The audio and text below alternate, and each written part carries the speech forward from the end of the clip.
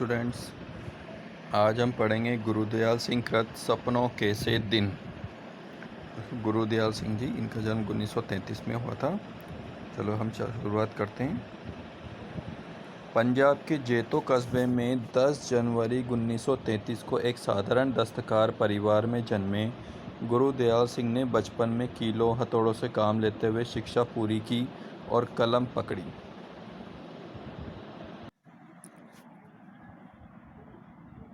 1954 से लेकर 1970 तक स्कूल में अध्यापक रहे। पहली कहानी 1957 में पंच दरिया पत्रिका में प्रकाशित हुई। जब कॉलेज में प्राध्यापक हुए तो अपने ही उपन्यास पढ़ाने का मौका मिला।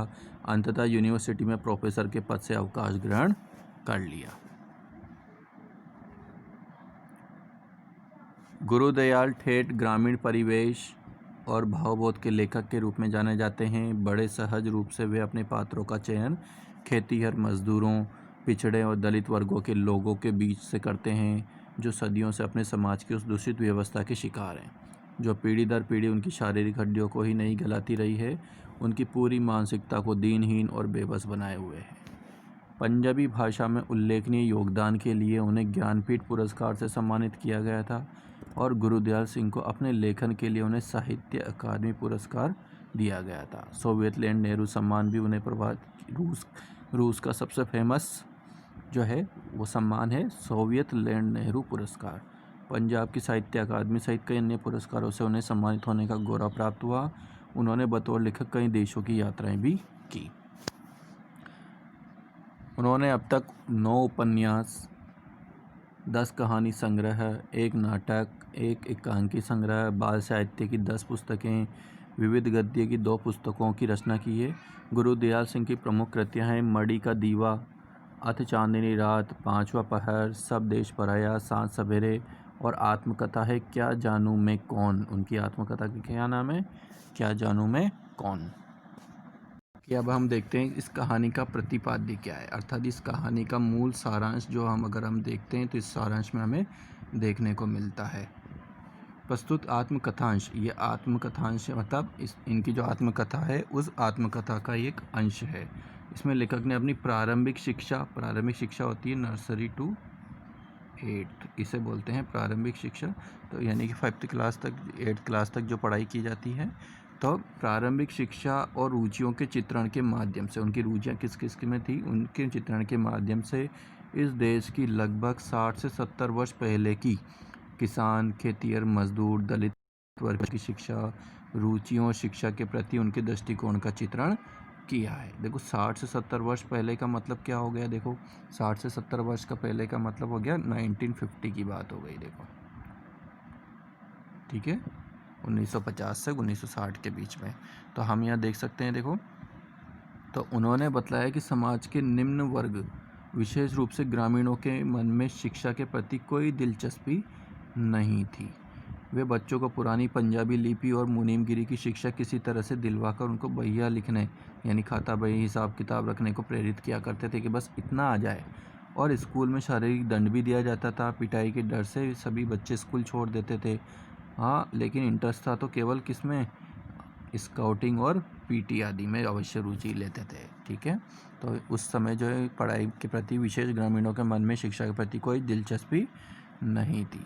पंजाबी लिपि का यहाँ उल्लेख हुआ है। पंजाबी लिपि जो है वह गुरुमुखी लिपि है। कौन सी लिपि होती है? गुरुमुखी। देखिए अब इस कहानी को हम देखते हैं यहाँ पर।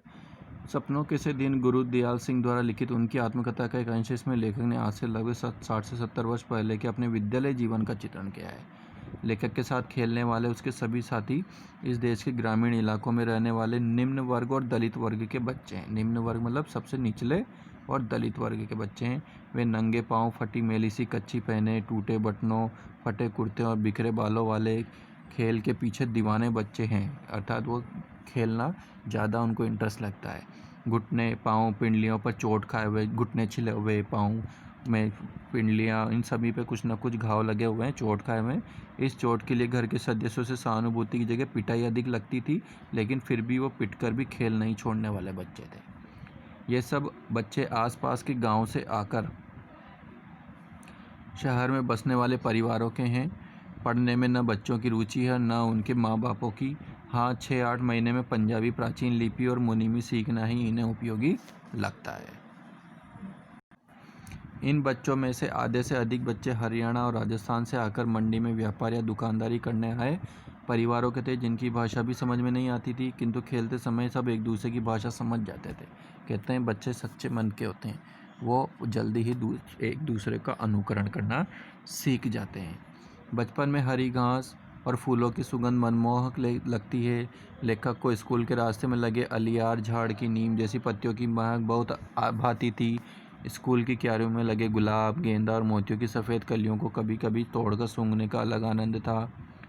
पास होकर अगली कक्षा में जाने की कोई खुशी न होती थी।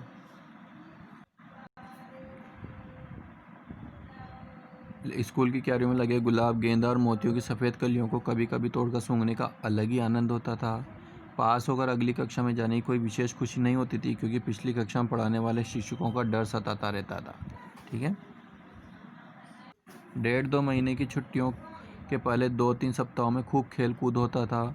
लेखक हर साल माँ के साथ ननिहाल यानी नाना के घर, ननिहाल का मतलब क्या होता है, नाना के घर जाकर छुट्टियों का आनंद लेता था। वहाँ का दूध मक्खन खाना, तालाब में दोपहर तक नहाना याद आता है।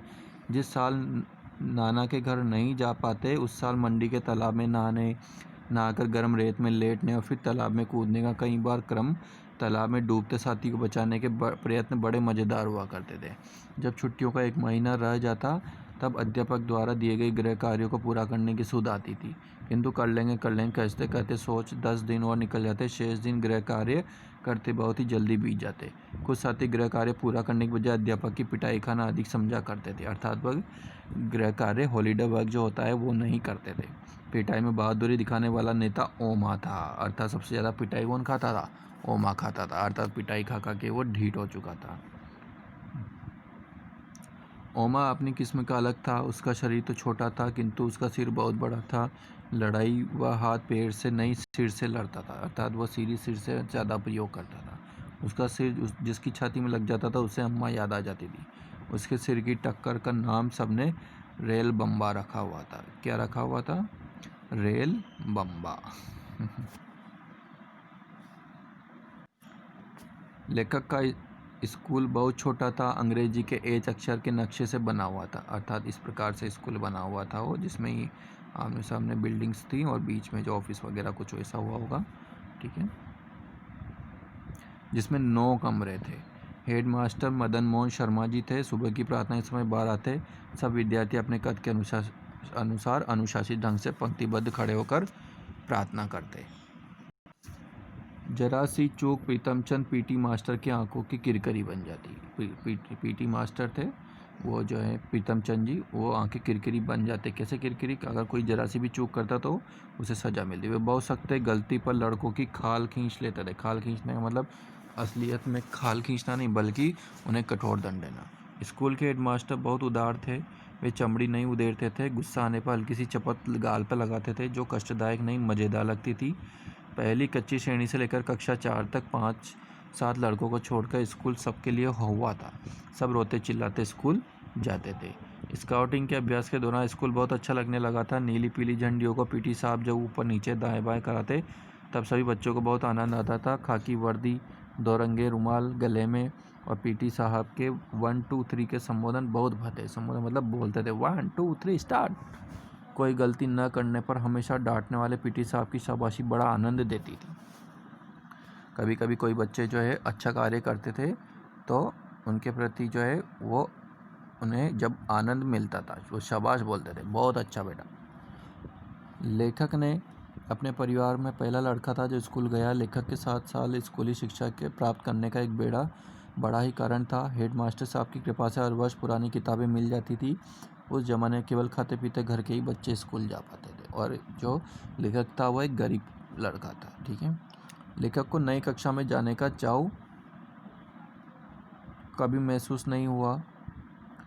उसे पुरानी किताबों से अलियार के झाड़ों से ऐसी गंध आती कि उसका मन उदास हो जाए। अलियार के झाड़े में से वो जो है कलियों को और फूलों को तोड़ करके सूंघता था। तो इन उदासी का कारण शायद आगे की कठिन पढ़ाई और चमेड़ी उधेड़ अध्यापकों का डर था। स्काउटिंग की परेड लेखक को अवश्य आकृष्ट करती थी। दूसरे विश्व युद्ध के समय लेखक की रियायत नाभा के राजा को अंग्रेजों ने गिरफ्तार कर लिया था। बाद में उनकी मृत्यु हो गई। उनका वारिस विदेश में पढ़ता था, अतः रियासत में अंग्रेजों की ही चलती थी, किंतु वे ज़बरदस्ती किसी को फौज में भी भर्ती नहीं करते थे। नौटंकी और गाने के द्वारा जवानों को लालच देकर भर्ती के लिए प्रेरित करते थे। लेखक स्काउटिंग की परेड के समय स्वयं को फौजी समझने का आनंद उठाता था। मास्टर प्रीतमचंद को कभी कभार हंसते हुए नहीं देखा गया था। उनकी शारीरिक कदकाठी तो भयानक थी। उनकी भारी बूटों में नीचे कीलें ठुकी रहती थी, है ना। सब लड़के उनसे डरते ही नहीं थे, नफरत भी करते थे। फारसी की कक्षा लेते समय उन्होंने सब लड़कों को मुर्गा बना दिया था। झुककर पीठ पीछे से टांगों में बीच से हाथ निकालकर कानों को पकड़ने की क्रिया ही मुर्गा बनना होता है। हेडमास्टर ने उन्हें ऐसा करते समय देख लिया और सज़ा देने की इस क्रिया को तुरंत बनने के लिए कहा। बाद में प्रीतमचंद को सस्पेंड कर दिया गया, किंतु फारसी के पीरियड में जब तक हेडमास्टर या नौरिया राम जी नहीं आ जाते, प्रीतमचंद के आने का डर बच्चों को लगा रहता था। मास्टर प्रीतमचंद को अपने सस्पेंड होने की कोई परवाह नहीं थी। वे अपने घर में पाले हुए 2 पोतों को बादाम की गिरियाँ खिलाते, उनसे मीठी मीठी बातें करते थे। बच्चे ये नहीं समझ पाते इतने डरावने प्रीतमचंद तोतों से मीठा कैसे बोल लेते थे। जो तोते उन्होंने पाले हुए थे उनको बादाम की गिरियाँ खिलाते, तो उस बच्चे सोचते थे कि इतने डरावने प्रीतमचंद तोतों से मीठा कैसे बोल पाते थे। तो यही इस कहानी का जो है सारांश है। आप सभी को इस कहानी को अच्छे से पढ़ना है और प्रश्नों के उत्तरों का अभ्यास करना है।